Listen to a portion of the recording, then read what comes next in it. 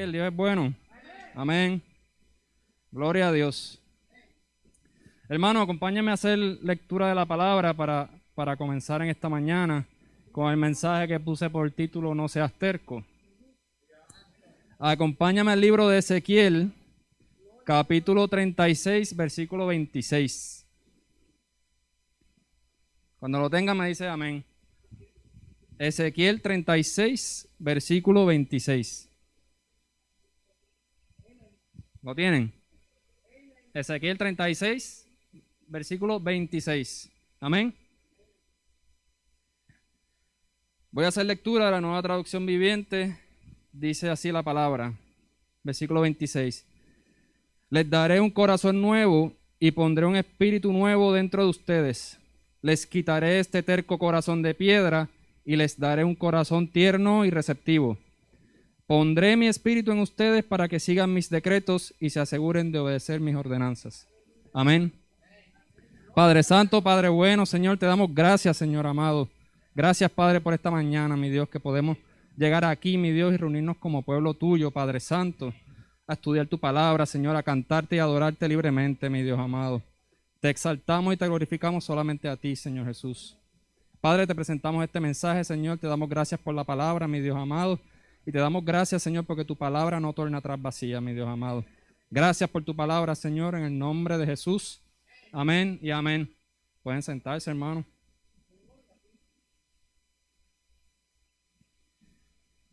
Hace un tiempito el Señor me inquietó a leer de Ezequiel. En esos momentos en que uno dice, Señor, ¿cuál es el próximo mensaje cuando me toque? ¿Qué me va a tocar? Entonces el Señor me llevó a leer Ezequiel y a mí me gusta más, tengo que reconocerlo, me gusta más leer del Nuevo Testamento, me gusta más leer específicamente los evangelios. A mí me gusta leer los evangelios, las letritas rojas, las palabras del Señor Jesús. A mí me encanta, esas son mis lecturas favoritas. Pero en este momento el Señor me mandó a leer Ezequiel. Amén. Así que para comenzar, les quiero traer un poquito de contexto, porque igualmente, como saben, la palabra corta para allá y corta para acá, ¿verdad? Nos trabaja a todos. Amén. Entonces el Señor me puso a leer y a estudiar de Ezequiel y te traigo un poquito de contexto. Acabamos de leer el capítulo 36, versículo 26. Esas son las palabras, ese es el libro de Ezequiel. Estas son unas palabras, lo que acabamos de leer son unas palabras que Dios le trajo al profeta Ezequiel en ese momento, en ese capítulo. Y Ezequiel se le conoce como el último de los 3 profetas mayores del Antiguo Testamento. El nombre Ezequiel significa Dios es fuerte. Y hablando específicamente de Ezequiel un poco, Ezequiel pertenecía a una familia de sacerdotes. Como saben, el pueblo de Dios en los tiempos bíblicos, en el Antiguo Testamento, el pueblo de Dios, pues los sacerdotes tenían un rol bien importante en el pueblo de Dios. Y sabemos que el pueblo de Dios, como se acercaba a Dios, era a través de los sacrificios en el templo. Los sacerdotes tenían un rol de hacer ese acto ceremonial de sacrificio, ¿verdad? Los sacerdotes tenían un rol bien importante en la sociedad, en el pueblo de Dios, en ese tiempo. Y no solamente Ezequiel era sacerdote, sino que Dios lo convirtió en profeta también. O sea, que tenía un doble rol sumamente importante para el pueblo de Dios. Amén. Y a Ezequiel el Señor lo convierte en profeta y le da un mensaje sumamente fuerte a su pueblo. Lo hace llevar un mensaje bien fuerte porque el Señor lo lleva a denunciar la conducta del pueblo, a anunciarles el juicio que venía. Y lo hacía con el propósito de llamar al arrepentimiento del pueblo y proclamarles la salvación. O sea que estamos hablando de este hombre que, además de ser sacerdote, Dios lo convierte en profeta y le da un mensaje bien fuerte para él llevarle a ese pueblo. ¿Y por qué te traigo esto? Porque como parte del proceso de Ezequiel como profeta, cuando estudias el libro, vas a ver que a Ezequiel le tocó hacer unas cosas bien fuertes y bien difíciles, vivir cosas difíciles. Igualmente vas a ver que el pueblo le ignoraba. Vas a ver que había gente que escuchaba pero no hacía caso. Que yo te estoy diciendo que así como lo vemos en el caso de Ezequiel, lo vemos hoy día, los profetas hoy día no están llamados para decirnos lo que yo quiero escuchar. Están llamados para hablar, traer un mensaje de Dios, para llevar una palabra de Dios. Aunque no les guste al que lo recibe, aunque al profeta se le haga difícil, porque se le va a hacer difícil en muchas ocasiones. Pero así mismo Dios trató con Ezequiel y se lo dijo. Tu trabajo, y está yo parafraseando el versículo del texto bíblico, dice, tu trabajo es de darle el mensaje y yo te voy a rendir cuentas a ti por el mensaje que tú le des. Ahora, si la persona no te hace caso, si no escucha, insiste en el pecado, morirá en su pecado. Pero si tú le dijiste lo que yo te mandé a decir, a ti no te voy a juzgar por esa persona. Amén. Así que un poquito de contexto de la situación de Ezequiel. Ezequiel vivía para el tiempo de Ezequiel y de este texto bíblico, él vivía en Babilonia. El pueblo había sido, el imperio de Babilonia los había dominado, ¿verdad? Habían sido conquistados por Babilonia y se habían llevado una población, una parte del liderazgo del pueblo, se lo habían llevado a Babilonia. Entre ellos estaba Ezequiel, por supuesto, por su rol como sacerdote, era parte del liderazgo del pueblo y se lo llevaron a Babilonia. Y Ezequiel tenía, allí en Babilonia, él tenía su residencia y sabemos que Dios lo utilizaba y entonces los mismos líderes del pueblo iban a su casa a escucharlo a él. Pero a través del capítulo y del libro de Ezequiel tú vas a ver que lo escuchaban pero no le hacían caso. Y a través de este imperio de Babilonia vemos que se destruye la ciudad de Jerusalén a través de ese proceso. Y mientras todo se iba pasando, Ezequiel estaba trayendo un mensaje de advertencia al pueblo, estaba trayendo un mensaje de arrepentimiento al pueblo, pero había gente en el pueblo que no lo escuchaba, no le hacía caso. Amén. Quiero añadirle un poquito más de contexto, y es que el pueblo hebreo, el pueblo de Israel, el pueblo de Dios, en ese tiempo estaba pasando por una situación difícil, porque el pueblo de Dios, como mencioné, su relación con Dios dependía de la ley, el templo, los sacrificios. Cuando el pueblo es conquistado y se lleva una parte del pueblo a Babilonia y luego se destruye el templo, el pueblo comienza o pasa por una crisis de identidad. Todo lo que ellos creían y en lo que ellos basaban su relación con Dios había cambiado. Ya no había templo. ¿Dónde iban a hacer los sacrificios? ¿Cómo iban a llegar a pedirle perdón a Dios? Y la manera en que podían hacerlo era a través de los sacrificios en ese momento. Gloria a Dios que nosotros tenemos a nuestro Señor Jesucristo y que vivimos en la época de la gracia. Amén. Que nuestra relación con Dios no depende de un templo, ni depende de un altar, ni sacrificio, ni sacerdote. Nuestra relación con Dios depende de nosotros y de nuestro corazón, del estado de nuestro corazón. Y como decía nuestra hermana esta mañana en la clase, nosotros estamos aquí voluntariamente porque en nuestro corazón nos nace acercarnos a Él. En nuestro corazón nos nace relacionarnos con Él. Así que damos gracias a Dios por eso. Y vemos cómo el Señor fue trabajando con Ezequiel de una manera muy especial. A Ezequiel el Señor en algunos momentos lo puso mudo. Pues le decía, vas a estar mudo hasta que yo te diga que vas a hablar. Y cuando le tocaba hablar le decía, ahora vas a decir esto. Hubo tiempos en el que el Señor le decía, te vas a acostar de este lado por un tiempo o te vas a acostar de este otro lado por un tiempo. Eso representa una cosa, esto representa otra cosa para el pueblo. Nuevamente, era un trabajo fuerte el del profeta.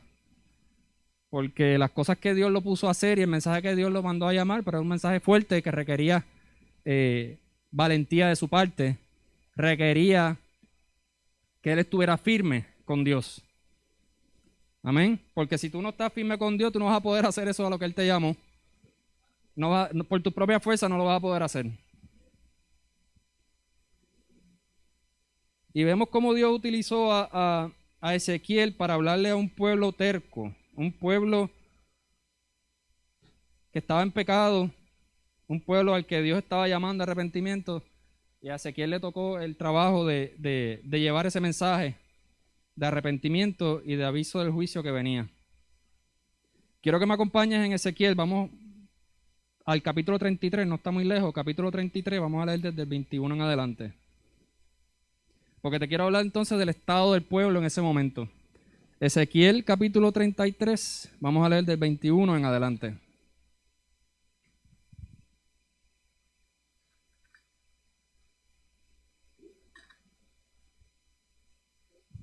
¿Lo tienen? Amén. Ok, vamos a leer el versículo 21.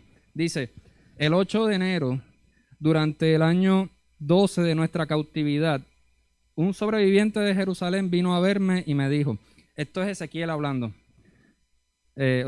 Cuando dice un sobreviviente vino a verme, vino a ver a Ezequiel. Y le dijo, ha caído la ciudad.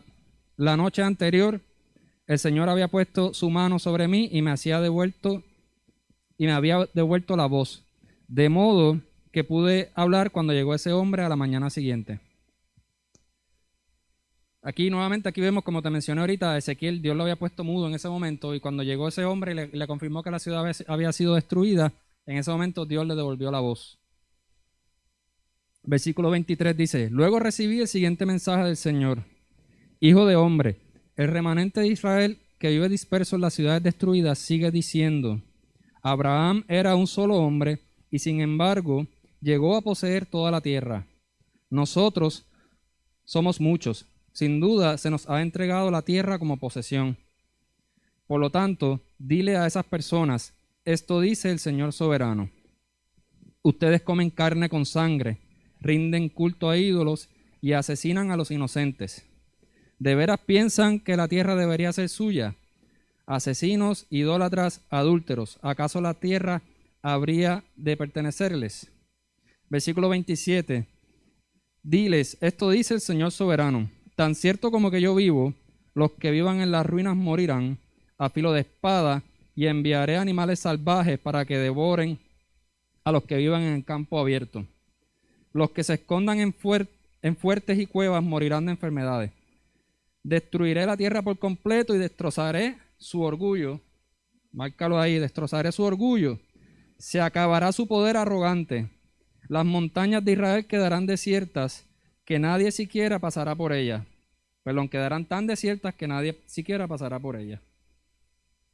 Cuando yo haya destruido la tierra por completo, a causa de los pecados detestables que cometieron, entonces sabrán que yo soy el Señor. Versículo 30. Hijo de hombre, los de tu pueblo hablan de ti en sus casas y murmuran acerca de ti junto a las puertas. Se dicen unos a otros, vayamos a oír al profeta vayamos a oír lo que el profeta tiene para contarnos de parte del Señor. Entonces ellos se acercan fingiendo sinceridad y se sientan delante de ti. Escuchan tus palabras, pero no tienen ninguna intención de hacer lo que tú dices. Tienen la boca llena de palabras sensuales y en su corazón solo buscan dinero. Les resulta muy entretenido como alguien que les canta canciones de amor con una hermosa voz o les toca buena música con un instrumento. Oyen lo que les dice, pero se niegan a hacerlo.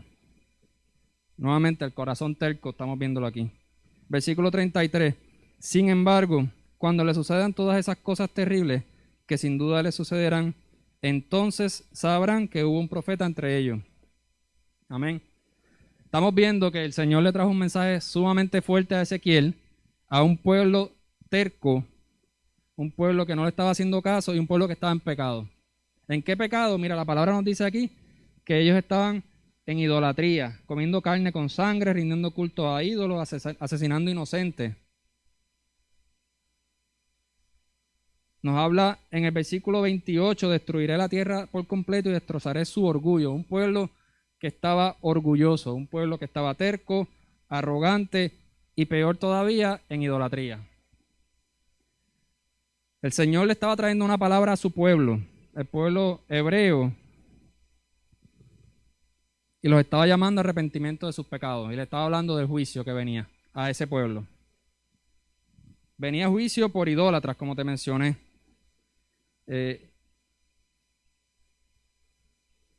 Sabemos que en la palabra Dios nos enseña que nuestro Dios es celoso. Es celoso Él espera que nosotros lo adoremos única y exclusivamente a Él. Y cuando su pueblo se tornó y se ponía idólatra, el Señor fue bien firme y bien fuerte con ellos. Pero a la misma vez Dios es fiel y Dios se mantuvo fiel con su pueblo en todo momento, fiel a sus promesas. Amén. Entonces, cuando yo estudiaba esto, las palabras terco, orgullo, son unas cuantas de las palabras que el Señor me llevó a estudiar, a repasar, a elaborar como parte de esta lectura. Si te fijas, el Señor les dice que les va a quitar su orgullo al pueblo de Israel, al pueblo hebreo en ese momento. Y me llevó el Señor a pensar y a analizar si hemos visto alguna vez algún orgulloso que haya salido bien. Y por lo menos en la palabra ninguno. Amén. Tú no vas a ver ningún orgulloso en la palabra que haya salido bien. Y te traigo uno de ejemplo, sencillito, que todos lo conocemos. El faraón de Egipto. ¿Qué pasó con el faraón en Egipto? Dios levantó a Moisés para hablarle al pueblo, para rescatar a su pueblo del imperio de Egipto. Lo levantó para sacar a Egipto y levantó a Moisés específicamente para ir donde el faraón a hablar con él y reclamarle la libertad de su pueblo. Sin embargo, el faraón era orgulloso y el Señor lo sabía y terco. Y el Señor le endureció su corazón aún más. Le endureció su corazón aún más. Y comienza el proceso de las plagas. Y sabemos que a través de las plagas el Señor fue trabajando con la idolatría del pueblo allí en ese momento. A través de cada una de las plagas. Y el faraón seguía endurecido, su corazón seguía endureciéndose y el Señor seguía endureciendo su corazón y a la misma vez seguía destruyendo los dioses, ¿verdad? Destruyendo la idolatría del pueblo. Y ese corazón seguía endureciéndose. Hasta que llegó el momento que el Señor dijo, ahora es que es, y lo quebró. Lo quebró en esa última plaga. Y el Señor me traía a memoria lo que en la ciencia se conoce como dureza, como la prueba de dureza. En la física se le hace prueba a los materiales y se mide la dureza del material. Y eso lo que representa es cuán duro es un material cuando se le aplica una fuerza. Por ejemplo, si a esto se le da un cantazo, tiene una dureza específica que aguanta un impacto hasta cierta magnitud. Va a haber un impacto de una magnitud que lo va a romper o lo va a doblar. Si es plástico, se dobla. Pero en el caso de las piedras, que son duras, se convierten en quebradizos. Y hay una fuerza específica que cuando le da, lo que hace es que lo quiebra. Y eso fue lo que pasó con el faraón. De un corazón duro a quebrarlo. Eso es un proceso y es una línea, podemos decir, finita.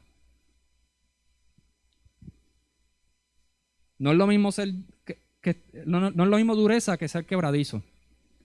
En el caso de los corazones tercos y duros tienen que tener mucho cuidado y el Señor los llama a tornarse a Él. Amén. El Señor llama al pueblo a dejar la dureza de corazón y entregarle el corazón a Él para que Él pueda trabajar con ellos. Cuando tú buscas la definición de la palabra terco en el diccionario, en la Real Academia Española, en diccionarios modernos, te dice que es una persona que es testaruda o porfiada. Y la palabra testarudo se define como alguien que se mantiene firme o inamovible en su actitud, aunque se le den razones en su contra. La palabra nos enseña, y las razones en contra de un corazón endurecido están aquí en la palabra.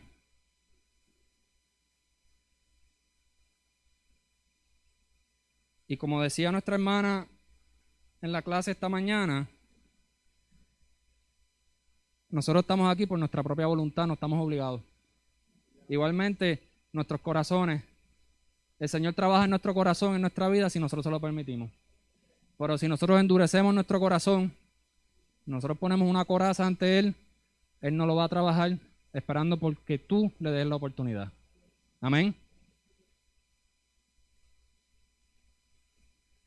Y en Proverbios 16, versículo 18, Proverbios 16, 18 dice: el orgullo va delante de la destrucción y la arrogancia antes de la caída. Jeremías 17, 7 nos dice: pero benditos son los que confían en el Señor y que han hecho que el Señor sea su esperanza y su confianza. ¿Qué pasa con el terco? El problema es que el terco confía en sí mismo. Ese es el problema del terco. Sin embargo, la palabra nos dice: benditos son los que confían en Dios. Y yo te pregunto en esta mañana si tú quieres ver la bendición de Dios en tu vida. Si tú quieres ver a Dios obrando en tu vida. Oye, quizás no lo has visto y lo está haciendo y no te has dado cuenta. Pero si tú quieres ver esa bendición de Dios en tu vida, ¿qué tengo que hacer? ¿Qué tienes que hacer? La palabra te dice: confía en Él. Jeremías 17:7 dice: pero benditos son los que confían en el Señor y han hecho que el Señor sea su esperanza y su confianza.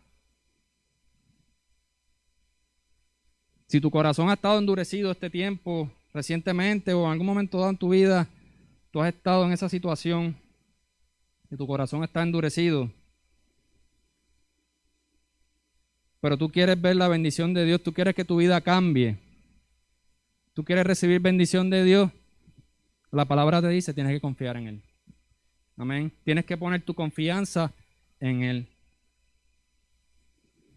Pero si yo pongo mi confianza en mí mismo por encima de confiar en Dios, no te vistas que no va, como se dice en Puerto Rico.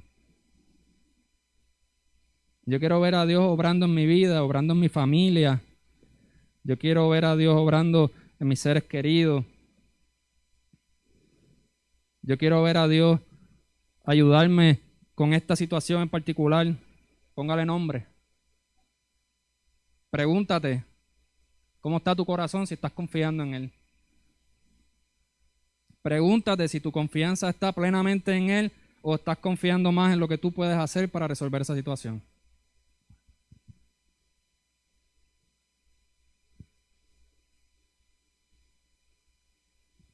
Benditos son los que confían en el Señor.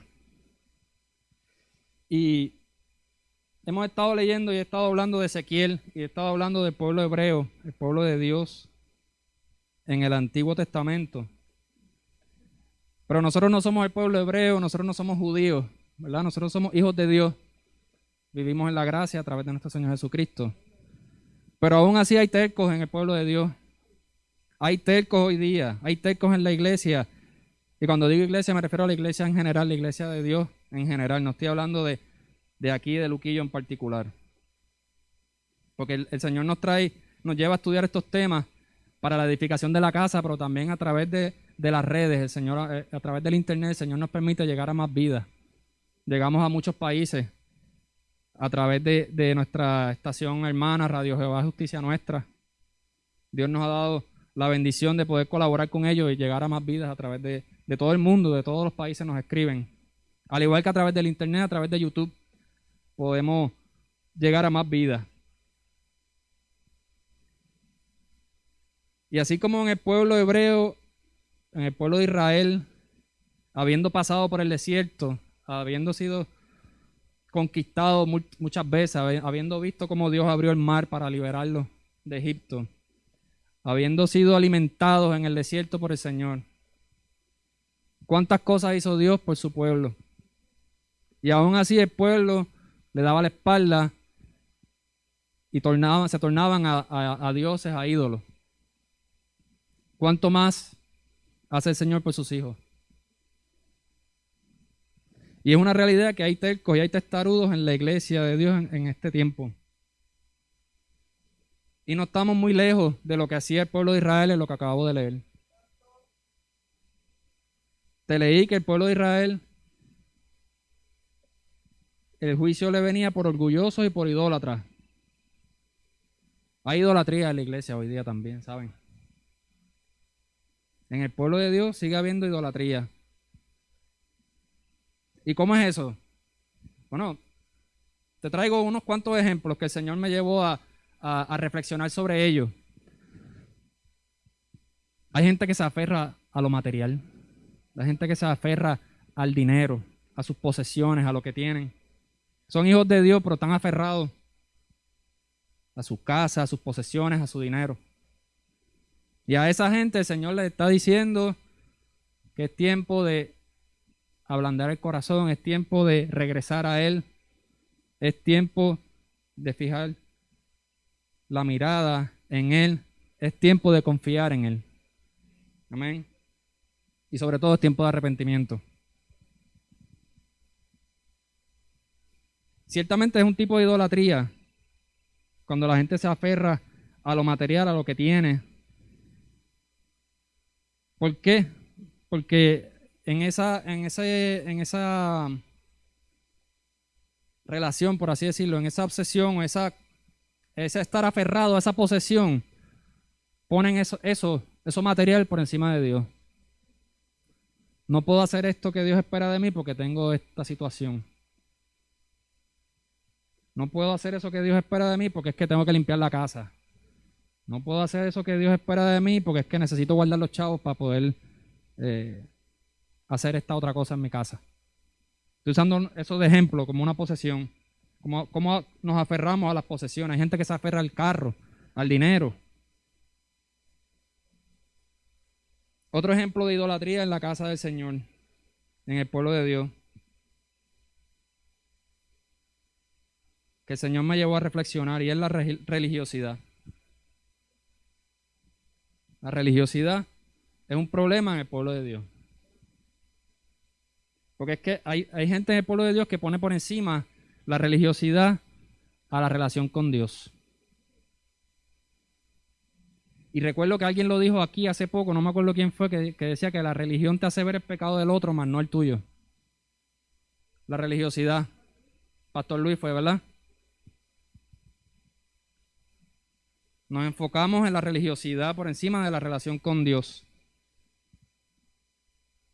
La manera en que me visto, la manera en que hablo. Le damos más importancia a eso, a mi relación con Dios. ¿Cómo está mi corazón y mi comunicación con Dios?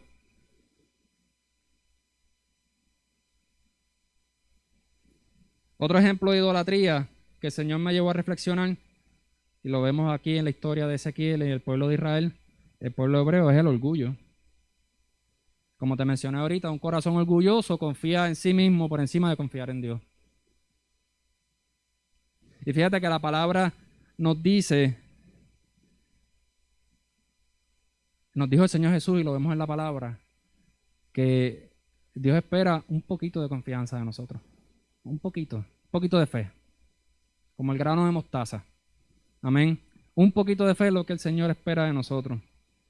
Pero si ponemos entonces confianza en mí primero y luego mi confianza en Dios, voy a hacer esto, pero por si acaso. Yo confío en Dios, pero voy a hacer esto por si acaso. Y voy a hacer esto otro también. Tengo el plan A, B y el C es creer en Dios. Eso es orgullo. Eso es falta de fe. Nuevamente, esa falta de fe es a la que el Señor está llamando a cambiar y está llamando a arrepentimiento también. Y yo vengo a decirte en esta mañana, si te sientes que no tienes fe suficiente, si sientes que necesitas un poquito más de fe, yo te traigo algunos ejemplos para recordarte de lo que Dios puede hacer con su pueblo y con sus hijos. Amén. Y te voy a hablar de lo que ha pasado aquí en esta casa. En esta casa hay testimonios de sanidad, por montones. Sanidad contra cáncer. Hemos visto varios hermanos ser sanados por cáncer aquí en esta casa. Sanidad ante un aneurisma. Lo hemos visto también. Sanidad ante un derrame cerebral. El que te habla aquí presente ahora mismo. Sobreviví a un derrame cerebral porque al Señor le plació sanarme. Amén. Para yo poder pararme aquí y decirte, si necesitas fe, el Señor puede fortalecerte. Ese problema de salud o el problema que tengas, el Señor puede obrar en tu vida. Hay ejemplos de sanidad de coágulos de sangre. ¿Cómo? Embolia pulmonar. Sabía que eran coágulos, no me acuerdo del término. Amén. Nuestro hermano Jesús, coágulo, embolia pulmonar. Tenemos testimonio de bebés que nacieron prematuros, ¿verdad, Anita? nuestro pastor Adán. Sanidad, alergia a alimentos. Se me trabó la lengua ahí. Alergia a alimentos. Conocen el testimonio de mi niña.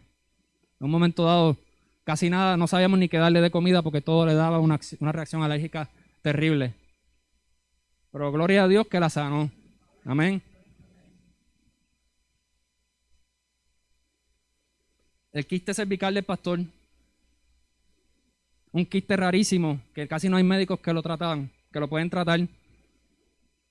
Muchos estudios lo confirmaban y el Señor lo sanó y tiene los estudios y tiene la evidencia de que ya el quiste desapareció. Amén. De venir aquí en bastón, algunos de ustedes lo llegaron a ver que venía aquí en bastón, que parecía que no podía con su vida y mírenlo ahora cómo está. Amén. Que aunque está pasando ahora mismo una situación, el Señor lo sanó y lo seguirá sanando. Amén. Los hermanos se reúnen los martes a orar y han visto cómo el Señor contesta peticiones. Amén. Nuestra hermana Norma nos trajo un ejemplo la semana pasada, si no me equivoco. Amén. Y hemos visto muchos testimonios de oraciones contestadas por el Señor en esta casa. Así que si te hace falta un poquito de fe, yo te traje estos pocos ejemplos de lo que el Señor ha hecho en esta casa. Amén. Número 1, para darle la gloria a Él. Y número 2, para que puedas fortalecerte en el testimonio de otros. Amén. Porque aunque esta casa puedan decir que es pequeña, que somos pocos, al Señor le ha placido bendecir a los hermanos en esta casa. El Señor le ha placido darnos testimonios poderosos para poder impactar y fortalecer otras vidas. Amén. Así que ciertamente hay problemas de fe, ausencia de fe en el pueblo de Dios, en la iglesia en general. Pero el Señor en esta mañana nos está diciendo que fortalezcamos nuestra fe, que confiemos un poquito en Él, como ese grano de mostaza.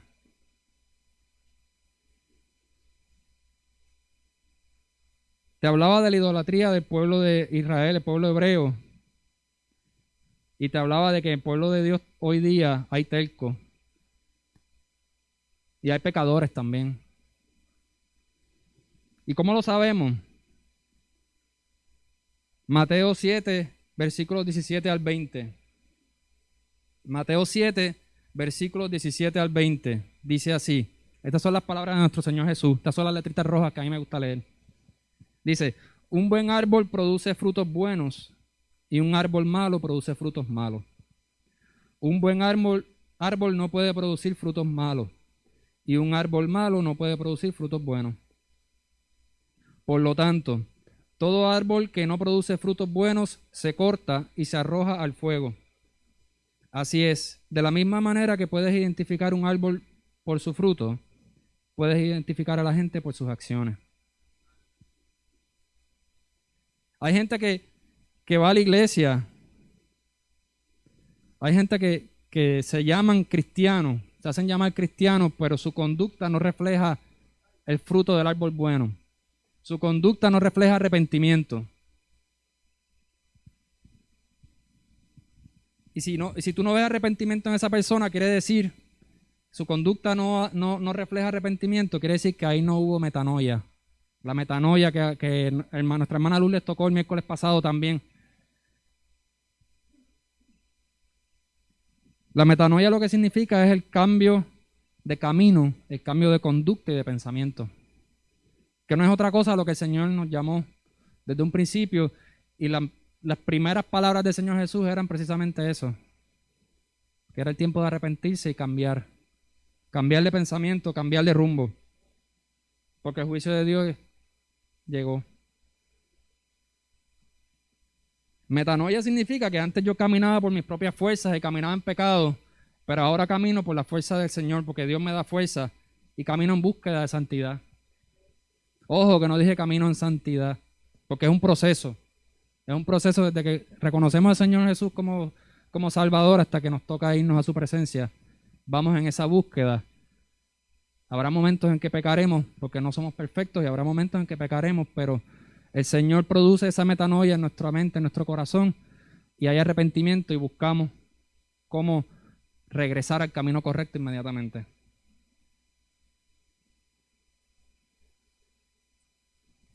Pero bien es cierto que hoy día en el pueblo de Dios hay gente que no se ha arrepentido, que no ha tenido ese cambio de pensamiento. No todo el que va a la casa del Señor y se hace decir cristiano ha pasado por ese cambio de pensamiento, ese cambio de corazón y de manera de vivir. Y fíjate que en Ezequiel, el Señor le decía a su pueblo en el capítulo 18, Ezequiel 18, versículo 32, el Señor le dijo al pueblo: no quiero que mueras, dice el Señor soberano, cambia de rumbo y vive. Así que fíjate que el concepto de metanoia y del cambio de manera de vivir y de pensar no empezó con nuestro Señor Jesucristo. Ya desde el Antiguo Testamento Dios estaba llamando a su pueblo a cambiar. Estaba llamando a su pueblo a dejar la idolatría, a creer en Él y adorarlo a Él exclusivamente.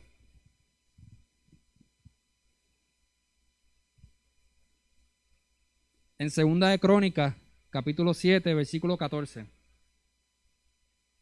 tenemos otro ejemplo. Permítame tomar agua un momentito, que la mascarilla le seca la garganta a uno.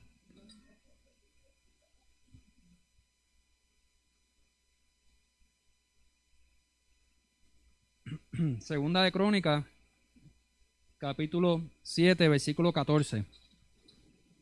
Dice: pero si mi pueblo, que lleva mi nombre, que estaba mencionando yo ahora, que hay gente en el pueblo de Dios que se hacen llamar cristiano, pero no han cambiado su manera de vivir.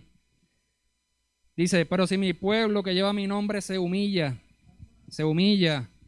y ora, busca mi rostro y se aparta de su conducta perversa, yo oiré desde el cielo, perdonaré sus pecados y restauraré su tierra.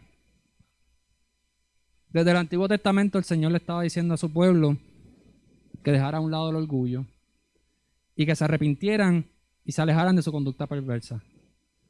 El mensaje es el mismo en la palabra, de principio a fin. Tenemos que humillarnos ante nuestro Padre y reconocer que somos pecadores, reconocer que solamente Él nos puede cambiar. Y solo así entonces nos apartamos de nuestra conducta pecaminosa y nuestra conducta perversa.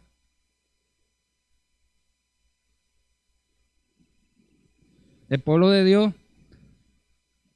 los hijos de Dios, son aquellos que cambiaron su rumbo, cambiaron su mente, cambiaron su manera de vivir al momento de entregarse su corazón al Señor Jesús. En Mateo 3, versículo 8, dice la palabra: demuestren con su forma de vivir que se han arrepentido de sus pecados y han vuelto a Dios.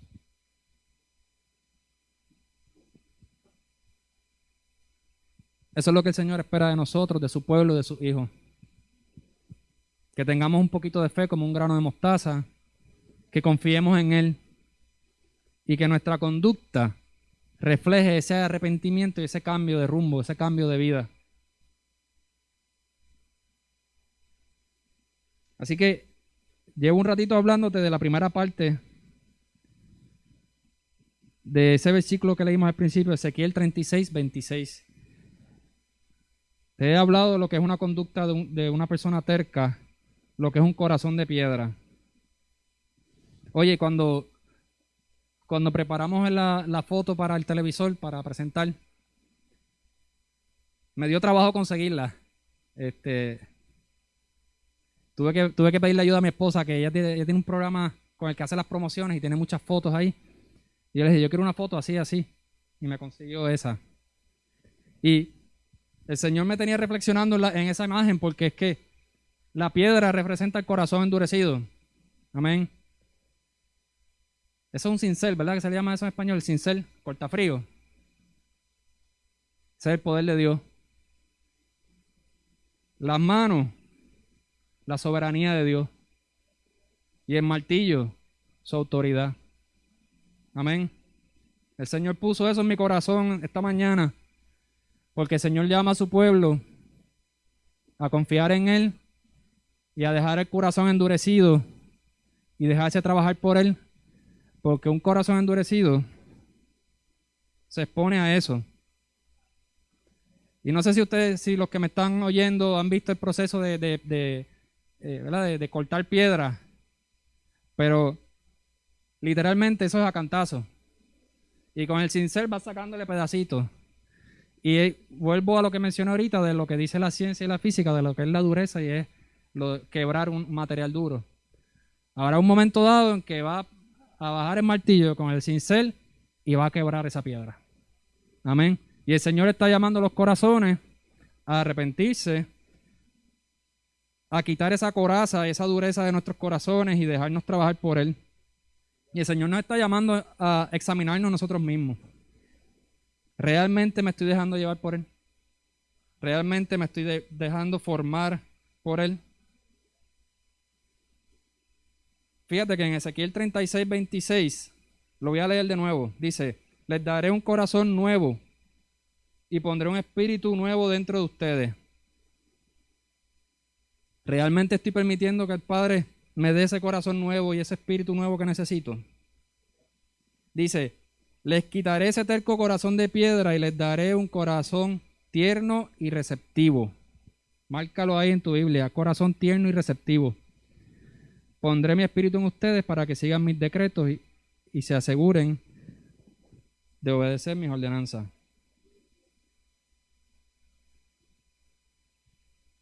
Dice la palabra que Dios pone corazones tiernos y receptivos en su pueblo. Nosotros que somos hijos de Dios, se supone que nuestros corazones sean tiernos y receptivos a Él. ¿Qué significa tierno? Vamos a expandir un poquito en eso. ¿Qué significa tierno? Porque el Señor dice que pone un corazón tierno y receptivo. Ahorita te traje la definición de terco. Una persona testaruda, porfiada y que sigue para adelante en su conducta, aunque se le enseñe en lo contrario. Aunque la palabra le dice, estás mal, insiste en su conducta. Sin embargo, un corazón tierno, la definición de tierno en el diccionario dice que es algo blando y flexible, fácil de darle forma. El Señor quiere formar nuestros corazones, pero nosotros somos los que le ponemos la coraza, los que nos ponemos duros y no lo dejamos. El único instante en el que el Señor Jesús en la Biblia refleja que no hizo un milagro fue porque había incredulidad en el pueblo. La única razón por la que se detuvo, por la incredulidad del pueblo. Porque le ponemos una coraza de piedra y no lo dejamos trabajar en nuestros corazones. Dios busca corazones tiernos, flexibles, fácil de darle forma. Dios busca que nosotros le entreguemos nuestro corazón, nuestra vida y nos dejemos formar por Él. ¿Qué significa receptivo? Porque dice la palabra, les daré un corazón tierno y receptivo. Tierno es fácil de darle forma. Me tengo que dejar de dar forma por el Señor. Que el Señor forme mi corazón y forme mi vida. Eso quiere decir que la voluntad de Él va por encima de la mía. Aunque me duela. Aunque no la entienda. ¿Qué es receptivo? Receptivo es un adjetivo que se utiliza para describir algo que recibe. Me llamó la atención que dentro de las definiciones encontré una analogía con la biología. Dicen que la biología, en el mundo de la biología, hay una neurona que se le llama receptiva, la neurona tiene un campo, lo que le llaman un campo receptivo, un área receptiva, que es la zona en la cual el estímulo modifica la respuesta de la neurona. Me explico otra vez. En el mundo de la biología, de la medicina, se dice que las neuronas tienen un área receptiva, que lo que hacen es recibir el estímulo y eso es lo que modifica tu respuesta al estímulo. Por ejemplo, cuando se va la luz y nos asustamos. Se va la luz y nos asustamos. Se va la luz, tus ojos reciben esa ausencia de luz y las neuronas entonces reciben eso y tu conducta cambia al miedo o a la precaución, que no me vaya a caer, que no me vaya a tropezar, ¿verdad? Los ojos se adaptan, amén. Pero entonces en el mundo de la biología te está hablando de eso, el área receptiva de la neurona es lo que recibe el estímulo. Y el Señor dice que yo pongo corazones tiernos y receptivos. ¿Qué significa eso? Que reciban, que acepten, que recojan ese mensaje de Dios en sus vidas. que lo entren a su corazón para que entonces Él pueda modificar tu conducta, pueda modificar tu corazón. La palabra de Dios es ese estímulo que cambia mi corazón. Pero eso ocurre sí y solo si yo se lo permito. Si yo no se lo permito, pues me va a pasar como le pasó al pueblo de Israel, como Ezequiel le advirtió al pueblo de Israel, que venía a juicio contra ellos por idólatras y por tercos y por no escuchar su palabra.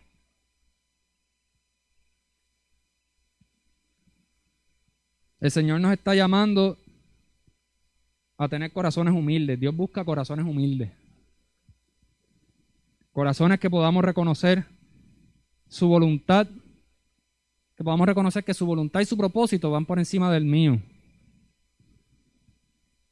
Que van por encima de lo que yo pueda pensar, de lo que yo quiera hacer. Que podamos reconocer que Él está por encima de todo. Que Él es Dios soberano, poderoso, todopoderoso. Y ustedes saben que nosotros no nos ponemos de acuerdo con los mensajes ni la escuela bíblica. La escuela bíblica nosotros ponemos un calendario a través del año, compramos los libros y estos son los temas, se dividen, se dan las fechas y llega el día y se da la clase. Y lo mismo las prédicas se dividen y el que le toca predicar, la iglesia, el pastor no le da el tema lo pone el Señor y el Espíritu Santo. Y el Señor me llevó reflexionando porque es que la semana pasada nuestra pastora Emily nos hablaba de dejarnos trabajar por Dios, para que Dios nos fortalezca, que tiene que haber metanoia en nosotros, tiene que haber ese cambio de pensamiento, ese cambio de vida. El miércoles pasado la hermana Lourdes nos hablaba de esperar con paciencia, de ser pacientes y esperar por Él. Esperamos con paciencia por la bendición de Dios y lo hacemos con paz. Tenemos que hacerlo teniendo paz en nuestras vidas. Y claro está, eso lo podemos hacer si hay metanoia, si hay ese cambio de rumbo, ese cambio de pensamiento, ese cambio de vida en nosotros. Como único lo podemos hacer. Y hoy el Señor nos está diciendo que si estamos tercos, si tenemos el corazón endurecido, si no hemos hecho ese cambio de rumbo en nuestras vidas, no hay bendición de Dios. Como nos dijo la hermana Lourdes el miércoles, no te vistas que no vas. Dios está buscando corazones tiernos y receptivos. Dios está buscando corazones dispuestos a dejarse formar por Él. Dios llamó a esta casa a formar corazones, a trabajar con esos corazones que dicen, sí, Señor, yo quiero, yo me dejo formar por ti. Amén. Dios llamó a esta casa a llevar el Evangelio por todo el mundo. Y gloria a Dios que a través de la tecnología lo hemos ido logrando, que llegamos a múltiples países.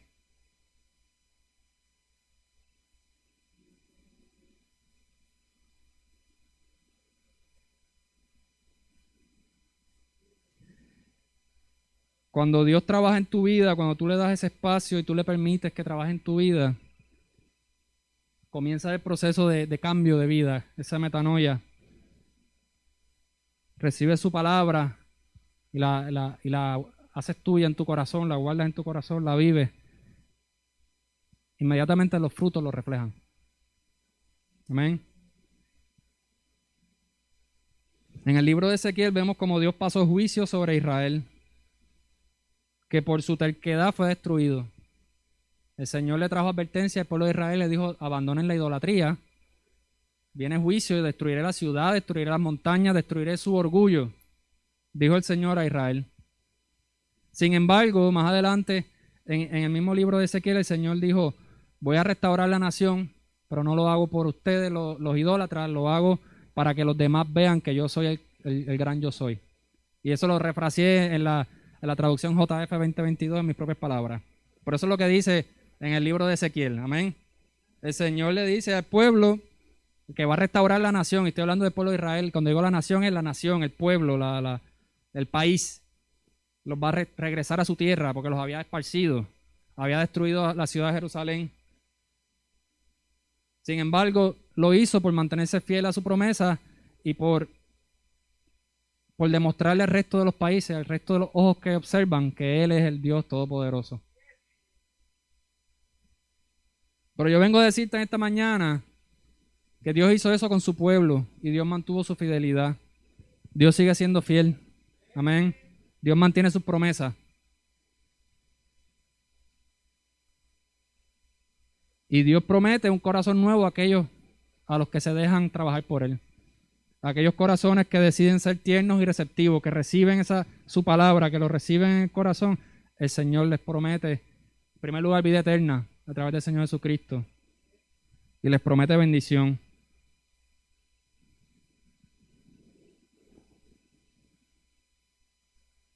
En Dios, nosotros no podemos, o sea, si yo vivo en Dios, si Dios vive en mi corazón, Cristo vive en mi corazón, yo no puedo ser terco con las cosas de Dios. La palabra dice que Dios pone corazón tierno y receptivo. Yo no puedo ser terco con las cosas del Señor. Yo tengo que ser receptivo a Él. Tengo que dejarme formar por Él. Tengo que dejarme llevar por Él. Eso implica una relación constante, diaria,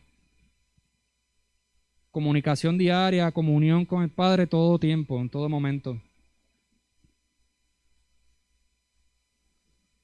Hermano, el Señor puso este mensaje en mi corazón hace un tiempito, llevaba unos meses lo tenía ahí parqueado. Y yo quiero que los hermanos que están aquí se alegren en este día. ¿Por qué? Porque es que si estamos aquí porque somos corazones humildes, porque estamos dispuestos a escuchar su palabra, porque estamos dispuestos a ser trabajados por Él. Así que alégrate de tu corazón humilde y mantente firme en ese proceso. Amén. Evitemos ser tercos. Dile al que está a tu lado, cuídate de la terquedad.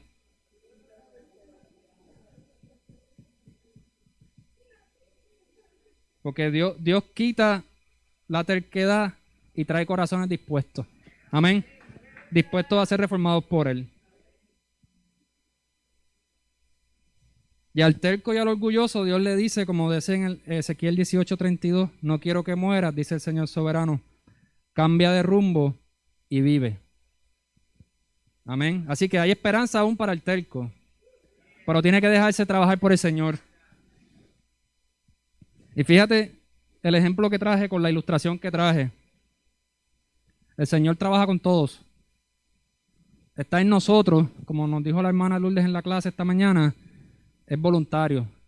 Está en nosotros ser voluntarios para que nos trabaje en la mesa del alfarero, o está en nosotros que nos trabaje con el cincel y el martillito. La decisión es de nosotros. El Señor respeta nuestra decisión y Él está esperando por nosotros. Somos nosotros los que decidimos entonces si pasamos por el martillo y el cincel o nos subimos a la mesa del alfarero y nos dejamos formar por Él. Amén. Hermano, el mensaje en esta mañana es uno sencillo. El Señor nos llama a examinar nuestros corazones. Tenemos que examinarnos y ver si estamos siendo tercos, si estamos siendo testarudos, porfiados, si estoy confiando más en lo que yo puedo hacer, en lo que yo puedo pensar, en lo que yo puedo decir, o estoy confiando más en las promesas de mi Padre, en las promesas de Dios. Estoy confiando más en lo que dice la palabra para mi vida. Así que yo los exhorto que pónganse de pie, vamos a cerrar nuestros ojos, vamos a orar al Señor para que nos ayude a examinarnos.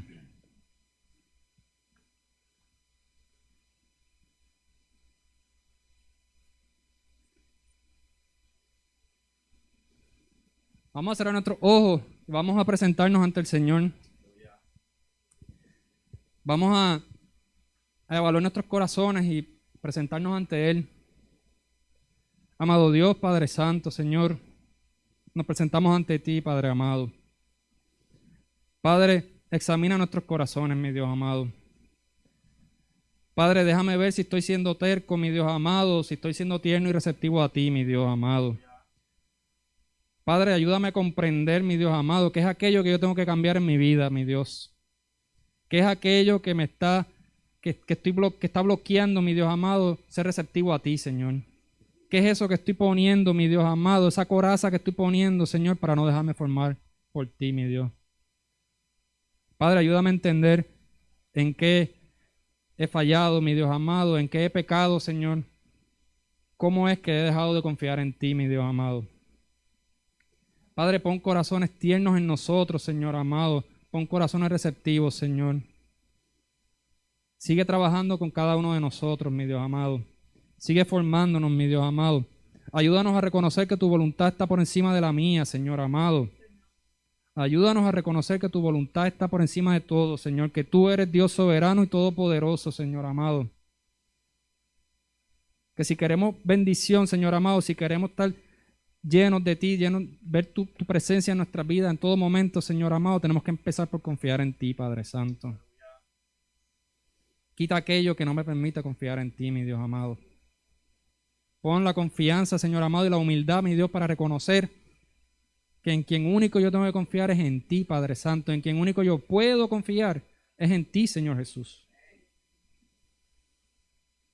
Te damos gracias, Señor, porque tu palabra, mi Dios amado, nos guía, Señor amado, nos da esperanza, Señor amado, nos da luz, nos corrige, Señor amado. Gracias, Padre, porque tú formas nuestros corazones, mi Dios amado. Bendecimos y exaltamos tu nombre, Padre Santo, en el nombre de Jesús. Amén y amén.